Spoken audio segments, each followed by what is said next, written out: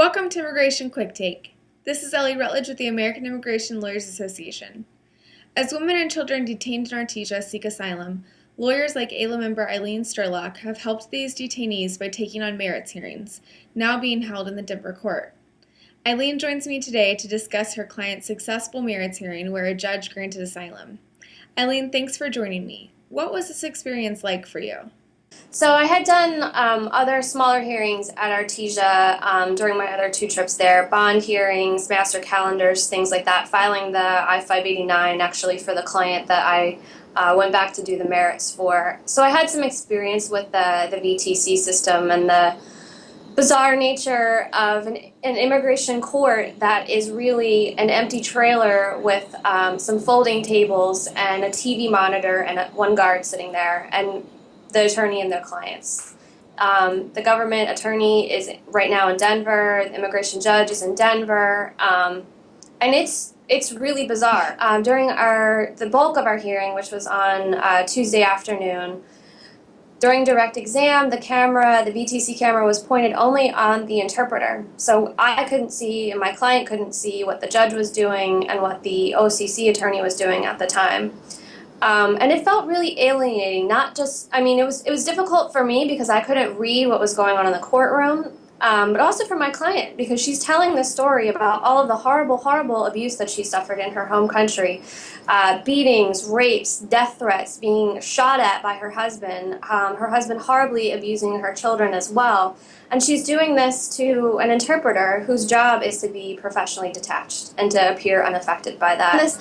When we had our hearing the second day, I asked the judge if we could turn the camera onto her, and I think it made a huge difference. We were only in the court for about 20 minutes, but when we left that day, my client turned to me and said that she thought the judge was a nice person, and I think that definitely had to do with her being actually able to see the judge and feel like she was communicating with her directly. Merits hearings in Artesia are unlike anything I've ever done. It's a whole nother world out there. Thanks, Eileen. What were the unique challenges in this case versus your normal casework? There's so many things about Artesia that are different than normal immigration detention, if immigration detention can ever be considered normal, and it shouldn't be. But one of the most immediate visceral impacts of being at Artesia, of working with that population there, is the fact that there are kids everywhere. There are babies in arms, there are toddlers, there are small children running around in the midst of all of this. And that's what makes this in a way, so insidious that this is happening. Artesia is a makeshift prison camp. You know, working with these women is really difficult.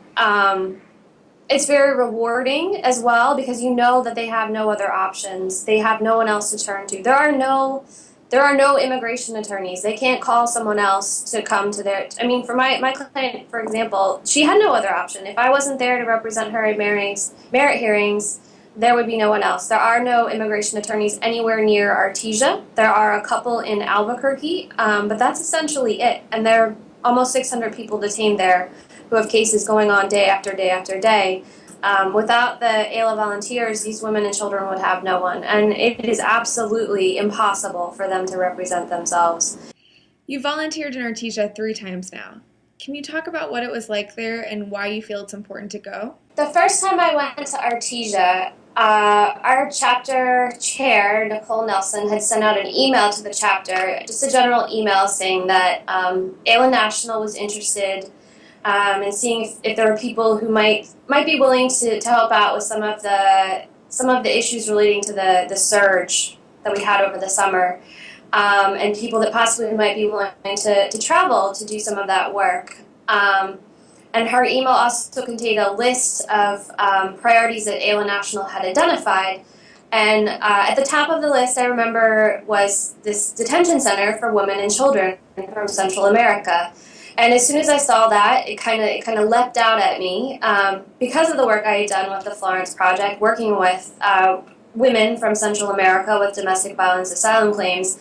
I just kind of felt like this was something I was very comfortable with, working in a detained setting, working with this population. This was something I had experienced firsthand, And it was really something that kind of called my name. It really spoke to me. And the reason I go back is because Artesia is still there.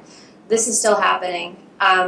Even though there are, our efforts have made things better there, it's still not okay to be detaining women and children like this. It's not okay. This is,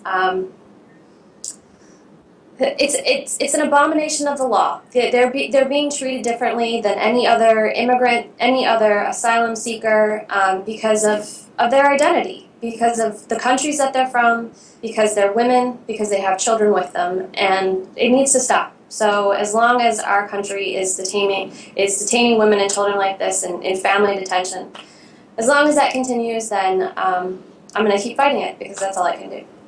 Thanks, Eileen, for joining me. For the rest of you, please stay tuned for more updates from the American Immigration Lawyers Association.